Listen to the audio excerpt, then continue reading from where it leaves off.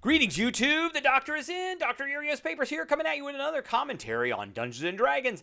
And today on the Doctor Spell Prognosis, we are talking about the spell Thunderstep, one of my favorite spells in the entire game. I give this spell an A. But first, don't forget to hit that subscribe button. If you like this video, hit the like button. And if you have any questions or comments, please leave a question or a comment. All right, Thunderstep. It is a third level spell that is usable by sorcerers, warlocks, and wizards. And it is one of the ultimate panic button spells that every sorcerer, warlock, or wizard should have in their repertoire. Misty Step is another one. Misty Step is a step down. No pun intended. It is a step down from this spell. But this spell is another one of those panic button spells that you need. You know, I'll give you a story behind this. I was listening to Critical Role Campaign 1 yesterday and today and the last couple of days, because this episode took a really long time to listen to and watch. And it was the episode where they fought the Kraken. And those guys spent so much time grappled by the Kraken. This spell takes that away immediately. And Misty Step is another one. All of these classes should have some kind of teleport in their choice of spells that you can use so that you can get out of these sticky situations where you might get grappled or you might get swallowed whole. That's another bad one too that you really need to. Those kinds of conditions, as a character, you really need to do something about them immediately. Okay, so let's get into the spell. Third level spell, usable by sorcerers, warlocks, and wizards. It's one action. It has a range of 90 feet, which means you're teleporting 90 feet. That's awesome, because Misty Step is only 30 feet, I believe. It's only a vocal component, which is also awesome, because you don't need your hands. It's instantaneous school conjuration. There is a saving throw. It is a con save, but that's kind of negligible. This is a little bit of an extra.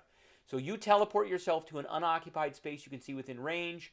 Immediately after you disappear, thunder booms, and each creature within 10 feet of the space that you left and that's 10 feet out from the space that you were in, must make a Constitution saving throw or take 3d10 thunder damage on a failed save, half as much on a successful one, and the thunder can be heard up to 300 feet away, but who cares? You can bring objects along that don't exceed what you can carry. You can also teleport one willing creature. They have to be within 5 feet of you, and they have to go to a space. There has to be an unoccupied space within 5 feet of your destination, but they can come with you. So that's another thing. You can't. Misty Step is only you. Thunderstep is you and somebody else, and there's damage that happens. And you can upcast this spell. So every level that you upcast this past third, it's another d10 of damage. So the damage is an added bonus. What the great thing about this spell is it's a teleport.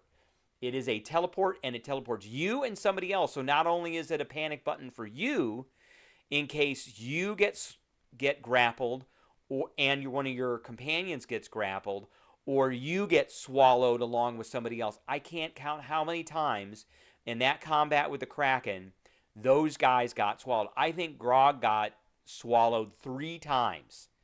3 times he got swallowed, and I know that Vax got swallowed at least twice, and he died. And if he had had a teleport, he wouldn't have died. So this is one of those spells that can get you out. You don't need to be casting it unless you absolutely need it. But when you need it, you will, thank yourself for taking it and memorizing it. Okay, let's look at some of the classes that can take this. So I want to look at the Wizard. I would say the best one probably is the Divination Wizard. The Divination Wizard gets the Portent. There is the War Magic Wizard, which gets the Power Surge. It adds just a smidgen of damage. It's equal to half the Wizard's level. That's not much. Blade Singers, maybe, just because they're kind of dexterous. But School of Divination, you kind of want to... It's for this saving throw that you might want to use it. There's better uses of that divination thing, though. Sorcerer, there is the Storm Sorcerer, which gets resistance to lightning and thunder damage. In addition, when they start a spell that deals lightning or thunder damage, Story Magic appears, and then there's a little bit of damage equal to half your sorcerer level. It's not much. It really isn't much. They don't get a lot of extra bump on those types of spells.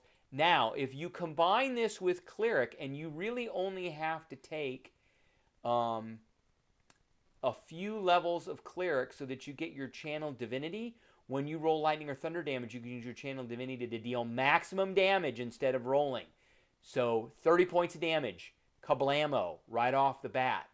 So you got a Cleric and, say, a Warlock, or a Cleric and a Sorcerer.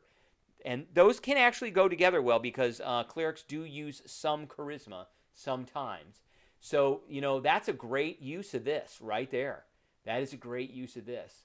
So, that's just a couple of classes that can use this. But all in all, I think this is a great spell. I always take this spell just in case I need it. I always take Misty Step as well. And it's just a great spell to have as a panic button. All right, that's what I got for everybody today. I appreciate everybody tuning in, and I will catch everybody later.